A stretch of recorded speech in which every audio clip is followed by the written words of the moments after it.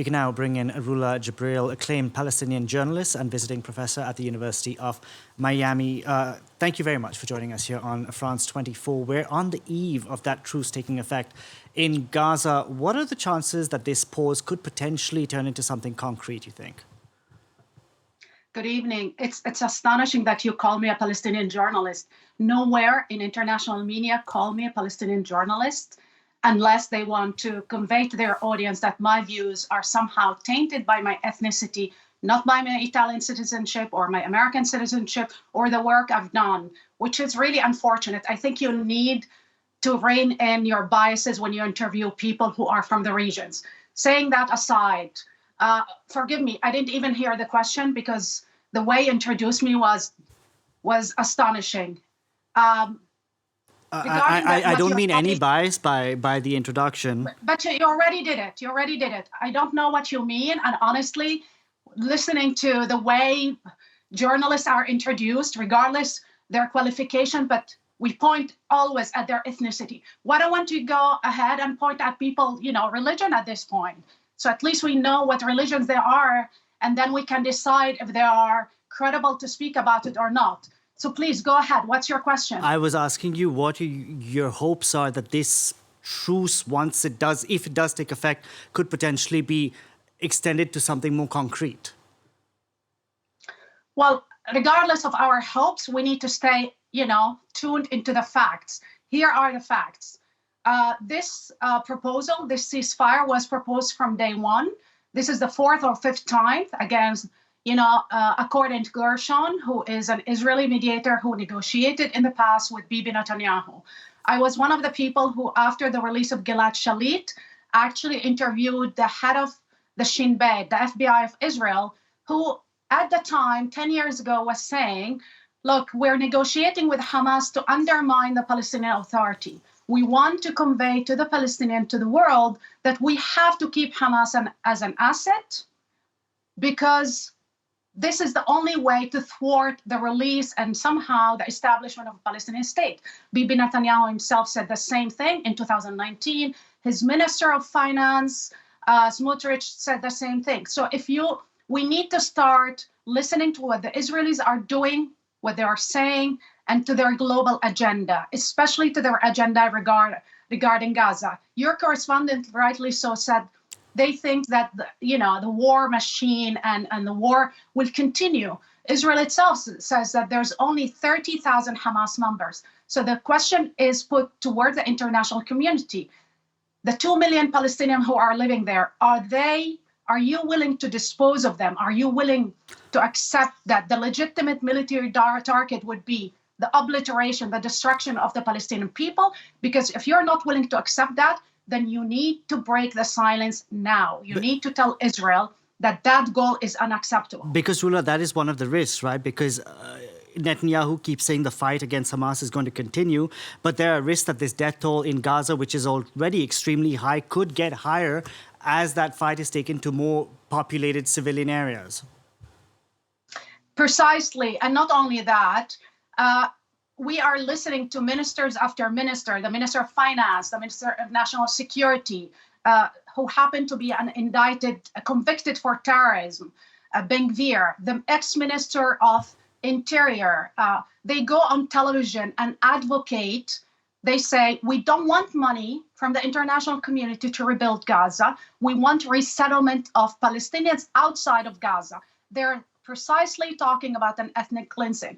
I think the international community, especially Europeans and Americans, need to be less delusional about what the agenda of this government is. As an Israeli citizen, I can tell you I've been listening for years, since the murder of Prime Minister Yitzhak Rabin, who was killed by a Jewish terrorist simply because he believed in a different solution. He wanted to negotiate with the Palestinians, fighting extreme, but he wanted to negotiate and give them a piece of land, give them the 22% of the land that they agreed on. He was murdered. The people who incited against him sits today in government. They are the lawmakers. And for them, the biggest threat is not really Hamas or not the extremists. The biggest threat is anybody that believes in coexistence, in a two-state solution.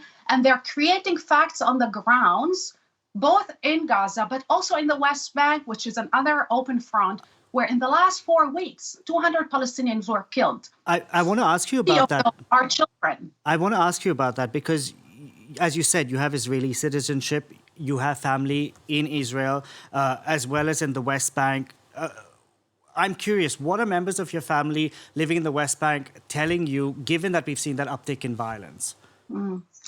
Well, they've been telling me what they always tell me. And obviously, I travel to the region very often and to my homeland, even though I know by law I am a second-class citizen. But also, if you look at the legislation and they point out, if you want to understand how a state treats its citizens, look at the kind of legislation where you have exactly what you see in Israel, where our ethnicity and our religion trump democracy and trump citizenship. And you can see that it is an ethno-national project of exclusion and purity. And you see this clearly, whether you are a Palestinian woman, Christian or Muslim, you are not allowed to live in certain areas. You are not allowed to walk on certain areas. You are not allowed to even drive in certain roads. You are not allowed, we are subject to the state. We are not citizens, and we are treated as if we are a democratic threat, a real threat. And what do you feel like when you hear Israeli officials rebuff claims that it's an apartheid state?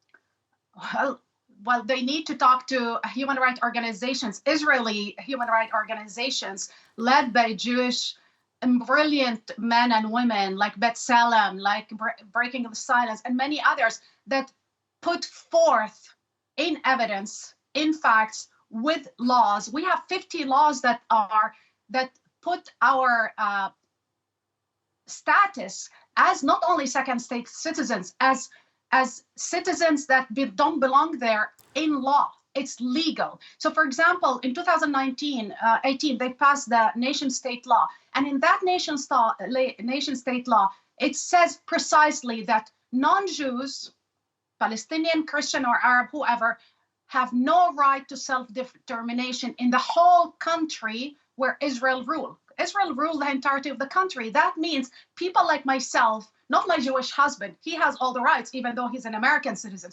But me, my daughter, my sisters, anybody that is like me or look like me or belong to my tribe, so to speak, or faith, they are excluded from the law. They're a threat in Israel, and they're deemed as inferior, as subhuman. When we see ministers talking about human animals, this is the kind of language that I've been hearing all my entire life.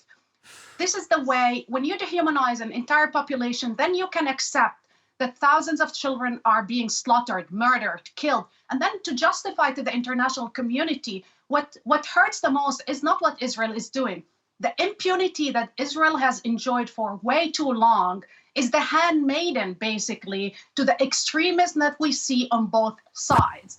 What really hurts me the most, as somebody that supported Ukrainians in their fight for democracy and dignity and freedom, because we all deserve freedom.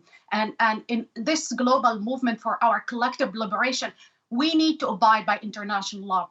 What really, for me, was shocking when I saw the global South point to European leaders, American leaders, and telling them, look, my friends, you told us for 22 months that bombing hospital is wrong and is a war crime, that starving population is wrong as a war crime. And now when Israel does it, you basically shrug your finger and say, never mind. Yeah, but I want to ask you about that because we have seen this fractured European response. We had France that called for ceasefire 34 days into this conflict. We have, of course, seen Spain and Ireland who've been quite vocal about what's going on over in Gaza. But what do you make of this fractured European response? And we've had no calls from the European Commission president for a ceasefire even.